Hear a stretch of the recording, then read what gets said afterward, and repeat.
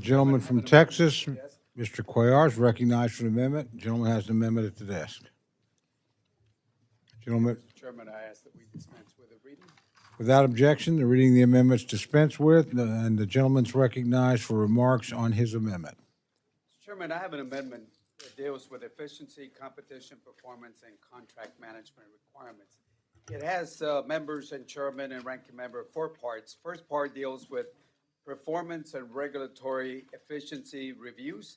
The second part deals with contracting procurement standards. And as you know, give me one contract out there that starts off with a certain amount, and before you know it, as soon as that contractor gets a contract, it goes over cost. We've heard that in defense, we heard that in Homeland, we've heard this in every single committee. The third part deals with quarterly oversight reporting, and the last part deals with development and submissions of updated performance measures. Now, the appropriation bill already has some parts of it scattered throughout the appropriations. We already have some provisions in there. We just want to put it in a comprehensive place to review this.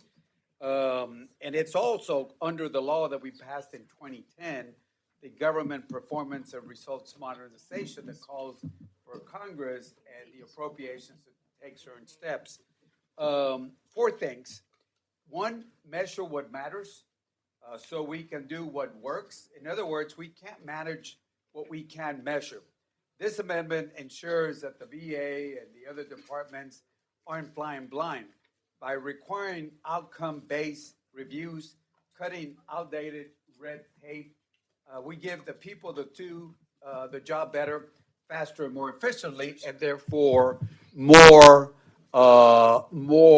services to our veterans. Number 2, more competition, more accountability, better results. Let's be clear, the taxpayers' dollars must serve the public interest and not bureaucracy. By ensuring that any contract over $5 million are openly competed, tied to real results, we're saying no to waste and yes to performance and yes to fairness. In other words, on time and on budget. Contracts should be on time and on budget. If not, there should be penalties to those contractors. The third reason is technology and transparency together. In a world that's moving at a digital speed, we can't track progress with paper trails. This amendment demands modern systems to follow every dollar, real-time oversight, verified outcomes, a clear audit trail. That's how we build trust and results. The fourth reason why we ought to do this is a government that works smarter, not just bigger. That is, we have quarterly reports. We should have updated performance goals, real consequences for those contracts where they fall behind, and also for the agencies that don't keep up with those performance measures. In other words, there are common sense steps that will help every agency deliver on its mission. When government works better, America gets stronger. I think anybody that's been at the state, Chairman Diaz-Balart understands that, and other members, anybody that's been at the state, we've done this. Judge Carter, we know, I think you were there at the state where we were doing all this work. So I would ask you to consider this amendment. But I will follow the Ken Calvert rule.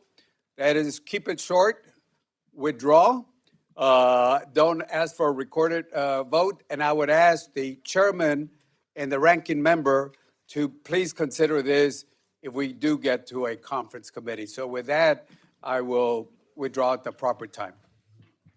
The gentleman is wise beyond his years. Thank you.